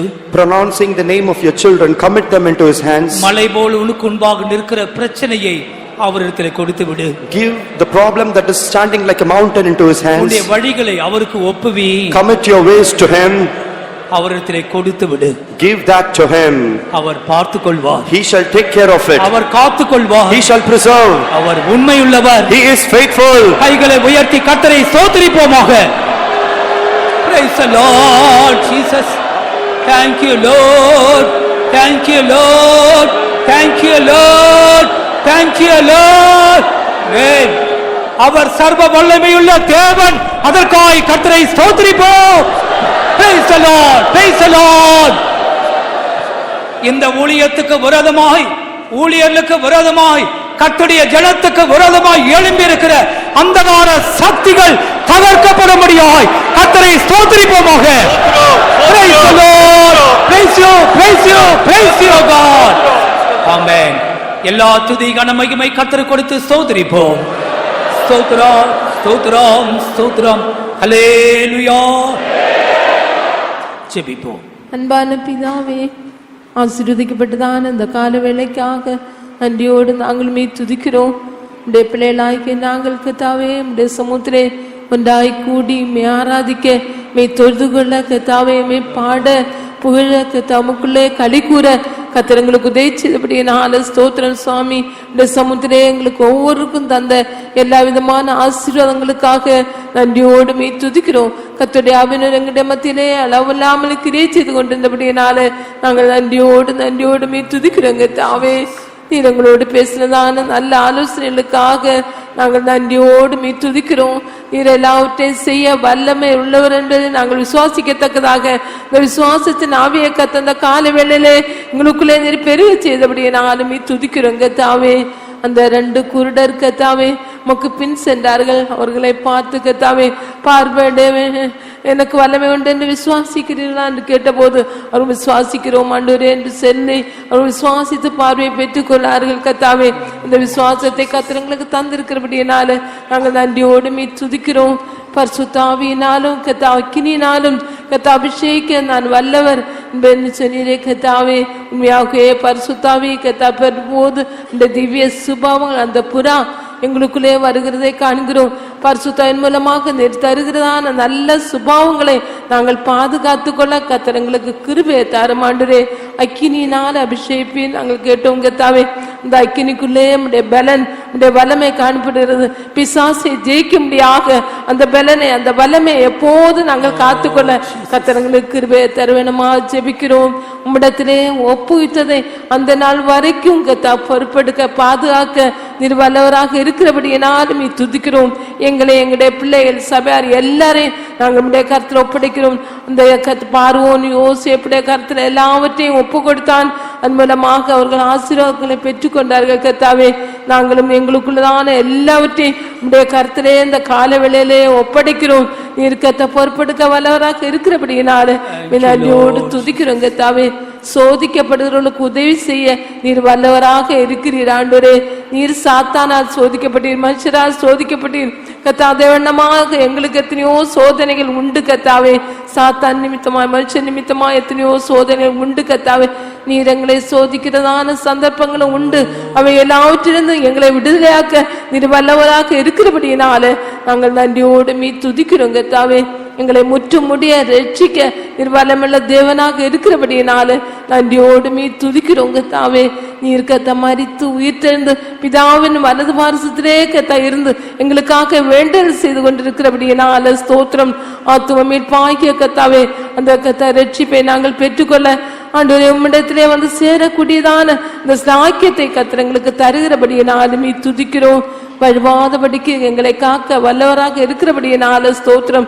நாங்கள் வழி போறதான சந்தர்ப்பங்கள் வரும்போது உடைய கிருபை எங்களை தாங்கிறபடியினால நன்றியோடு நாங்கள் மீ துதிக்கிறோங்க தாவே. நீர் எங்களை பாதுகாக்கிறபடியினால ஸ்தோத்திரம். மகிமுள்ளதான சன்னிதானத்திலே அந்த சியோன்லே எருசலேமிலே எங்களை கொண்டு போய் சேர்க்க நீர் வல்லவராக இருக்கிறபடியினால நாங்கள் நன்றியோடு மீ துதிக்கிறோம். உடைய வசனங்கள் சத்தியம் உள்ளது கத்தாவே. ஒரு எழுத்தின் உறுப்பாகில மாறி போகாது கத்தாவே. இந்த வல்லமிழதான தேவனை நாங்கள் முற்றிலுமாக விசுவாசிக்கிறோம் கத்தாவே. நீர் செய்ய நினைத்தது எந்த தடை வராது கத்தாவே. எல்லாவற்றையும் செய்ய வல்லவர் என்பதை ஒன்று கூட விசுவாசித்து இந்த கருத்தில் ஒப்படைக்கிறோம். கேட்கிறான சத்தியத்தினுடைய ஜீவித்து நீர் வரும்போதுமே சந்திக்க ஒரு உதவியும் இயேசு நாமத்தினால் வேண்டிக் கொள்கிறோம் பிதாவே. ஆமென். ஸ்தோத்திரிப்போம். ஸ்தோத்திரம் ஸ்தோத்திரம். எல்லா சிறு பிள்ளைகளுக்காய் ஸ்தோத்திரிப்போம். ஸ்தோத்திரம் ஸ்தோத்திரம். வாலிபர் பிள்ளைகளுக்காய் ஸ்தோத்திரிப்போம். ஸ்தோத்திரம் ஸ்தோத்திரம். முதியோருக்காய் ஸ்தோத்திரிப்போம். ஸ்தோத்திரம் ஸ்தோத்திரம். குடும்பத்தின் பொறுப்பாயிருக்கிற சகோதர சகோதரிமார்களுக்காய் ஸ்தோத்திரிப்போம். ஸ்தோத்திரம் ஸ்தோத்திரம் ஸ்தோத்திரம். எல்லா கர்த்தருடைய ஊழியர்களுக்காய் ஸ்தோத்திரிப்போம். நாளைக்கு நடக்கிற வாலிபர் கூட்டத்தின் ஆசீர்வாதங்களுக்காய் ஸ்தோத்திரிப்போம். எல்லா துதி கனமகிமை கர்த்தர் கொடுத்து ஸ்தோத்திரிப்போம். கர்த்தராகிய இயேசு கிறிஸ்துவின் கிருபையும் பிதாவாகிய தேவனுடைய அன்பும் பரிசுத்த ஐக்கியமும் நம்மோடும் சகல பரிசுத்தவான்களோடும் வருகை மட்டும் இருப்பதாக. ஆமென். ஹல்லேலூயா ஹல்லேலூயா ஹல்லேலூயா. எல்லாருக்கும் ஸ்தோத்திரம். கர்த்தர் உங்களை ஆசீர்வதிப்பாராக.